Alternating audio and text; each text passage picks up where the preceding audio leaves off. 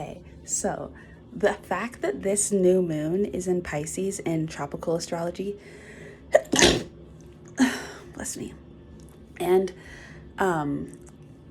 Aquarius in sidereal astrology, to me is very, very, very fitting, because things are not what they seem, right? With Pisces, we're already dealing with a highly, highly complex energy, because it's very much so of the spirit realm, and it's also very much so of earth.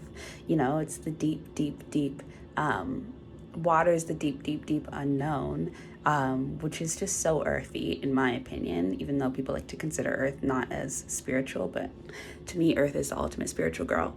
But then it's also very, very much so of outer space. But what do they say? A lot of people say that the ocean connects to the outer space. So it's the same thing. And then Aquarius, very much so of the alien, very much so of outer space. But as humans, we are aliens to other people, to other species.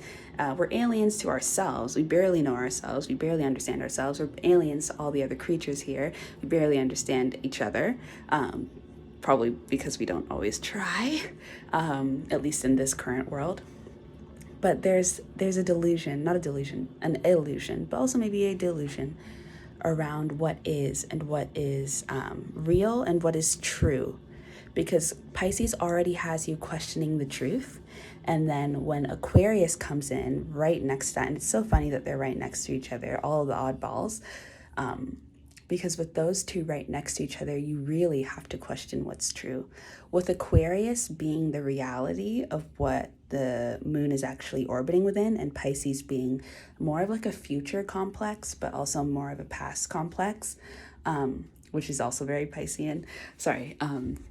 That just, in my perspective, puts me into a place where I'm going to consider the strangest thing the more possible thing.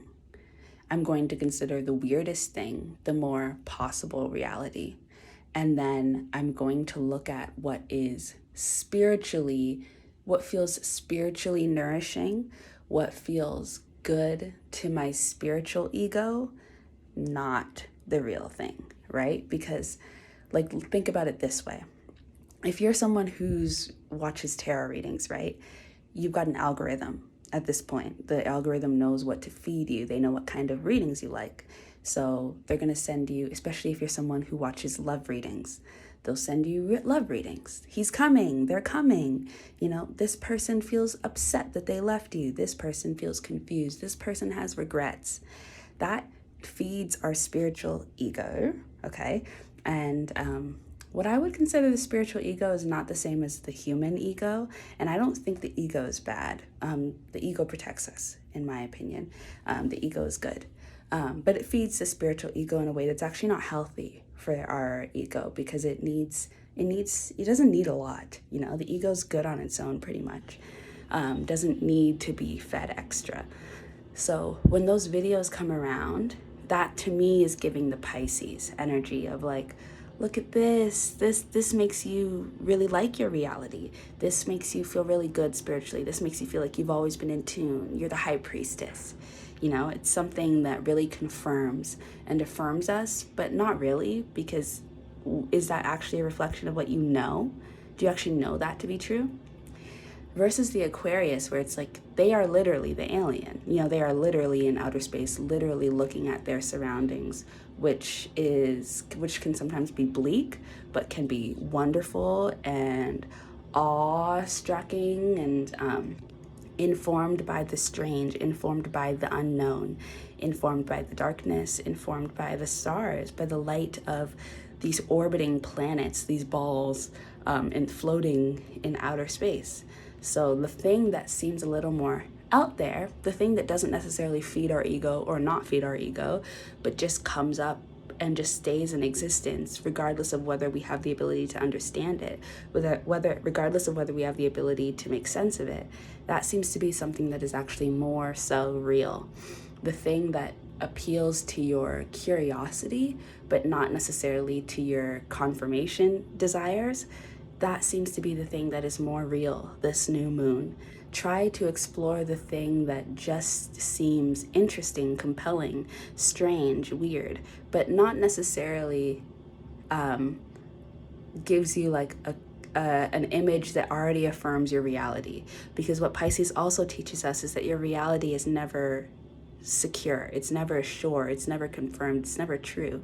So anything that tries to confirm your reality and act as a synchronicity is not, in my opinion, maybe is not to be trusted right now.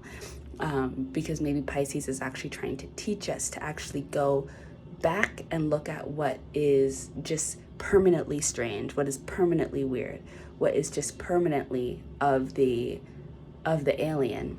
That is where we should be dipping our toes into. Aquarius isn't changing, outer space isn't changing in its strangeness and its mystery and its unknown. It's never going to not be filled with darkness.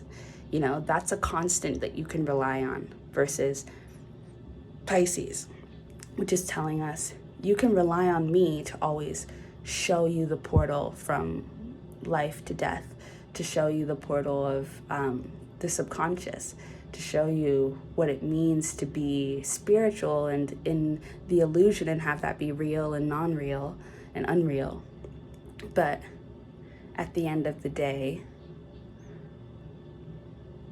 I'm not something that sticks around, like I'm literally embodying death energy in a certain sense, because right after me is Aries, which is birth. So you can't stick with me all the way through, and even if you try to stick with me, you're ultimately going to end up somewhere else. Pisces is huge portal energy, and outer space is a portal, but it's more so it's a landing spot. Aquarius is a landing base. You can't land on Pisces and hope to stay still. You're gonna move. It's also water. And Aquarius is air, so it moves too. But what do we know about outer space? Oxygen isn't there, right? So air, even our understanding of air is very different from down here compared to up there. So, and even looking at our understanding of oxygen in water. There's oxygen involved in water. There's oxygen involved in Pisces. There's no oxygen involved in Aquarian air. So it's really different. And I feel like that's what we should be going towards. Something that doesn't necessarily breathe life into us. Something that just exists outside of that. Something where we have to hold our breath and try to discern. Something that makes us lose consciousness, but yet we're still there. We become frozen when we go out into outer space. I think, is that real or is that just a part of the movies? But there's this, you become, your current state of existence becomes frozen in time, and then it's like you're freed as a spirit to then traverse and understand outer space. Can't go free body into outer space. You have to wear all these suits, or you can astral project, but then it's just your spirit, right? So there's a different way of navigating the Aquarius energy, and it doesn't feed our desire to be fully present in our reality, right? It doesn't promise us a full presence. It doesn't promise us, that this is the truth, that this is the reality, and this confirms everything that you hope for, and you will be able to receive everything in this moment. It doesn't affirm that. It helps us learn, it helps us discover, it helps us show, and then we have to go back and take that information to wherever we can be fully present and grow that. And when we want to go back and learn more, we have to go there and learn more. It requires more effort, it requires more work. It's more of a journey. It's more of the scientist's journey, the researcher's journey. But it's more revealing in, I wouldn't say a deeper sense, because Pisces is also revealing in the deep sense. Everything is. But for this new moon, I think that we should stick with looking at the things that don't necessarily confirm what we hope to exist and what we hope our reality and what we're manifesting. Not sticking with that, but instead going towards the energy that is just curious, that's just saying something. Whether you feel like it's saying something to you or saying something to them or saying something to that, but you're just listening in, just being nosy, peeping into conversations that maybe you don't feel like have anything to do with you. Maybe that's where you need to be instead of so self-involved. Okay, bye.